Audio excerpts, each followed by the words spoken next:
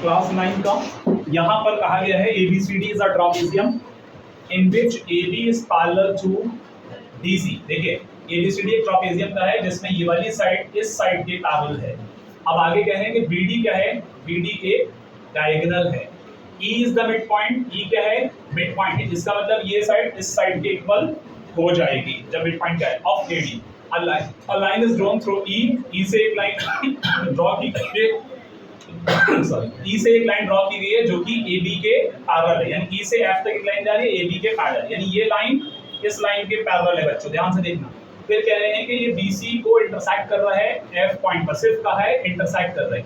आपसे कह रहे हैं इस फिगर को देखना, शो दैट, आपको प्रूफ करना है कि F is the mid point. आपको प्रूफ क्या करना है, F is the mid point. जरा ध्यान से देखें इसमें गिवन क्या होगा बच्चों, इसमें गिवन है कि ABCD एक ट्रापेजियम है, तो इस बात का मतलब है कि AB पैरेलल होगा बच्चों CD के। एक बात ये BD एक डायगोनल है जिसमें E मिड पॉइंट है, तो E मिड पॉइंट है, इस बात का मतलब क्या है, लिख देते हैं E is the mid point, E is the midpoint of AD। तो इसका सेल्स क्या जाता है, दैट इज इसका सेल्स जाता है DE is equal to AE। इतनी बात याद रखनी है सबको, DE is equal to AE। अब हमें प्रूफ क्या करना है, हमें टू प्रूफ, यानी हमें प्रूफ करना है बच्चों, टू प्रूफ, हमें प्रूफ करना है कि F is the mid point, यानी हमें ये प्रूफ करना है कि F इसका मिड पॉइंट हो जाएगा इसका BC का, ये प्रूफ करना है। अब हम अपने सॉल्यूशन को यहां से देखेंगे, सही है, देखिए जरा। तो यहाँ आपके क्वेश्चन में जो बात कही गई, यहाँ पर बहुत छोटी सी एक थ्योरम लगेगी जो कि मिड पॉइंट का कन्वर्स है, क्योंकि मिड पॉइंट कन्वर्स सीधा सीधा इस क्वेश्चन के अंदर ऑटोमेटिक अप्लाई हो रहा है। मैं बता देता हूँ, सबसे पहले अगर हम फॉलो करते हैं इन ट्राइंगल ABD, कौन सा ट्राइंगल, इन ट्राइंगल ABD, ध्यान से देखो ABD, तो ABD के अंदर एक चीज तो नजर आ रही है, E is the mid point, कितना नजर आ रहा है सबको, E is the midpoint of, किसका मिड पॉइंट है, AD का। और ये भी हम जानते हैं कि EF जो है, जो E से लाइन जा रही है वो मिड पॉइंट है, और वो लाइन जा रही है तो तीसरी लाइन के पैरेलल भी है। एंड हम ये भी देख रहे हैं कि EF जो है वो पैरेलल है किसके बच्चों, AB के। एक बात ये है, तो EF AB के पैरेलल है। बहुत सीधा सा एक कॉन्सेप्ट है कि इस जगह पर अगर मैंने कोई नाम दे दिया, मैंने कौन सा ट्रायंगल लिया, ABD, तो मैं EF ना कह करके इसका नाम G दे देता हूँ, तो EF ना कह करके बेहतर होगा कि यहाँ पर मैं EG अगर लिखूंगा तो आपको समझने में ज्यादा आसानी लगेगी। तो मैंने लिखा EG, इस पॉइंट का नाम, इंटरसेक्शन पॉइंट का नाम मैंने क्या लिखा था सबूत G। तो यहाँ पर मैंने ये लेट कर लिया कि एक पॉइंट है G, ठीक है, यहाँ से इंटरसेक्ट कर रहा है, तो EG पैरेलल है किसके बच्चों, EB के। तो एक बात समझ में आती है कि EG पैरेलल है, और साथ ही साथ हम कहेंगे EG is equal to half of AB भी होगा, इतनी बात समझ में आती है बच्चों।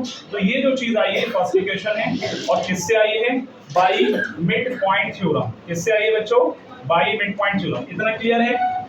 सिमिलरली ध्यान देना, जो मैं जिस पॉइंट पर अब आने वाला हूँ, सिमिलरली इतना क्लियर है सबका, ये वाले ट्रायंगल कॉन्सेप्ट सबका क्लियर है। आगे बढ़ते हैं, जिस ट्रायंगल का नाम है BCD, ध्यान से देखना। बट मैंने यहाँ पर क्या किया कि जो इंटरसेक्ट कर रहा है, मैंने यहाँ पर लेट कर लिया है, जरा यहाँ लिख लेते हैं, late G is the midpoint, G is the midpoint। क्योंकि वजह उसकी ये है, क्योंकि यहाँ पर जो हमने लेट किया इसका मिड पॉइंट, तभी जाकर के ये लाइन इस लाइन के पैरेलल और हाफ के इक्वल होगा, जैसा कि मिड पॉइंट थ्योरम में हमने बता रहे थे। क्लियर सी बात है। अब इसके बाद यहाँ पर हम दूसरा ट्रायंगल लेंगे बच्चों। नाउ इन ट्रायंगल, कौन सा ट्रायंगल ले रहे हैं, इन ट्रायंगल BCD। क्लियर है, BCD, ध्यान से देखो। तो BCD के अंदर G is the midpoint, सही से समझने की जरूरत है, G is the midpoint। तो अच्छा, अगर हम इसको लेट ना करें तो वैसे भी कन्वर्स ऑफ मिडपॉइंट थ्योरम से ये चीज आएगी। देखो मैं एक बार फिर क्वेश्चन को यहां से रिपीट करूंगा, एक सेकंड रुकें। यहां पर जो मैंने लिखा है मिडपॉइंट थ्योरम, एक्चुअली देखिए सिर्फ E हमें क्वेश्चन में, मैं रिपीट कर रहा हूं, क्वेश्चन को मैं रिपीट कर रहा हूं, सिर्फ हमें E मिड पॉइंट दे रखा था। क्वेश्चन को मैं रिपीट कर रहा हूं, ध्यान से सुनना।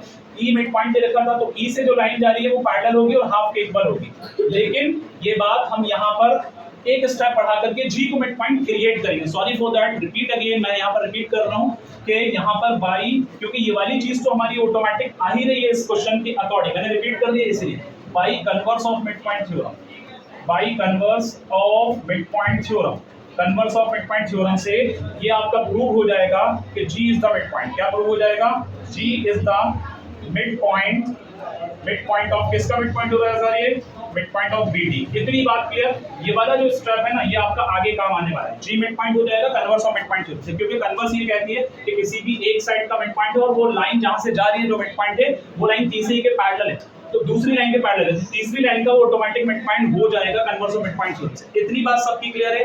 कहा आप फोकस नहीं कर रहे, सुबह आप अगर आप लोग भी कहीं बाहर हैं, फोकस करिए, इस स्टेटमेंट को देखिए, फिर आगे बढ़ते हैं। अब हमने बात की इन ट्रायंगल बीसीडी, किस ट्रायंगल की बात की? बीसीडी की। तो बीसीडी में हम जानते हैं कि G is the midpoint, G is the midpoint of किसका मिड पॉइंट हो गया?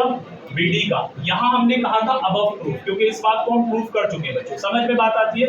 तो इस चीज को जो हमने प्रूफ किया है, लेकिन जी से जो लाइन जा रही है, ध्यान देना, जी से जो लाइन जा रही है वो जीएफ पैरेलल है किसके बच्चों? सीडी के। एक बात यहां पर, दो बात निकल कर आ रही है। एक तो यह है कि जी मिड पॉइंट है और जी से जो लाइन जा रही है जीएफ वो पैरेलल है किसके? सीडी के। तो ये बात मैंने लिख दी है। जब कभी भी ऐसा होता है तो हम कहेंगे by converse of mid point theorem, by converse of mid point theorem. Mid point theorem का जो कन्वर्स है उसके अकॉर्डिंग हम यहाँ पर क्या कहेंगे? F is the midpoint of किसका मिड पॉइंट हो जाएगा? Mid point of BC। F किसका मिड पॉइंट हो जाएगा? BC। तो BC का मिड पॉइंट इसके बिहाफ पे हो जाएगा। BC का मिड पॉइंट इसके बिहाफ पे हो जाएगा। तो यहाँ पर पता ये चलता है कि हमारा आंसर यहाँ आ चुका है। क्लियर है? इसको नोट कर लीजिए आप लोग।